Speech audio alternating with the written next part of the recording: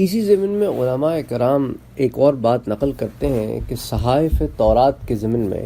کہ فتح خیبر سے جو بے شمار اموال غنیمت مسلمانوں کو دستیاب ہوئے، ان میں تورات کے کئی نسخے بھی تھے۔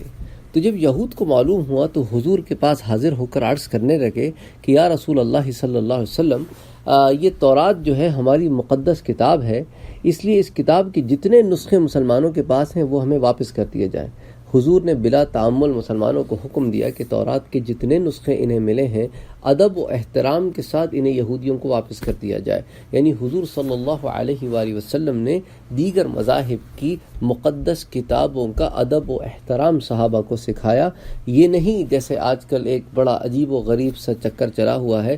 کہ کسی بھی مذہب کی مذہبی کتابوں کی رسوائی کرنا، وہ سمجھتے ہیں کہ ہم نے بڑا کام کیا ہے۔ تو بہرحال یہ ایک ایسا عمل ہے جس کو کم از کم اسلام نے تو اپریشیٹ نہیں کیا، نہ حضور کی تعلیمات میں ہے کہ کسی کی عزت کو پامال کرنے میں کوئی بڑائی نہیں، کسی کی عزت کو بحال کرنے میں بڑائی ہے۔ اسی طرح حضور صلی اللہ علیہ وسلم نے جب غیر مسلموں کے علاقوں پر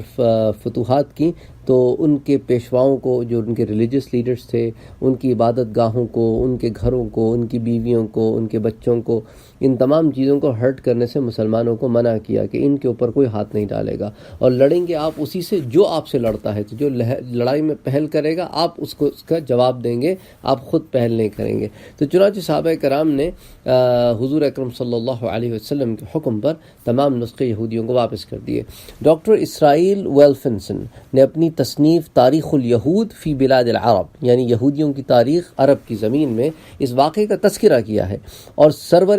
عالم محمد مصطفیٰ صلی اللہ علیہ وآلہ وسلم کی اعلیٰ ظرفی اور کشادہ دلی پر حیران و ششدر ہو کر رہ گیا۔ اس نے حضور کے اس طرز عمل کا موازنہ یہودیوں اور عیسائیوں کے طرز عمل سے کیا ہے۔ وہ لکھتا ہے کہ پیغمبر اسلام کے اس کریمانہ سلوک سے یہ حقیقت واضح ہو گئی کہ دوسرے مذاہب کے مقدس صحیفوں کا حضور کے قلب مبارک میں کتنا احترام تھا۔ یہودی آج بھی حضور کے اس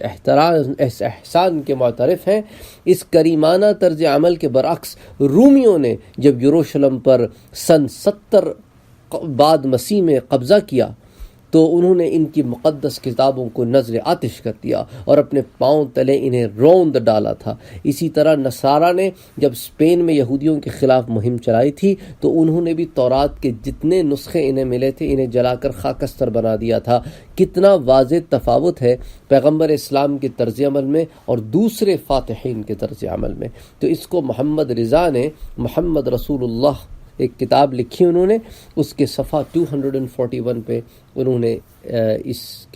اس مقالے کو نقل کیا ڈاکٹر اسرائیل ولفنسن کے، جنہوں نے اپنی تصنیف تاریخ الیہود فی بلاد العرب میں اس چیز کا اعتراف کیا۔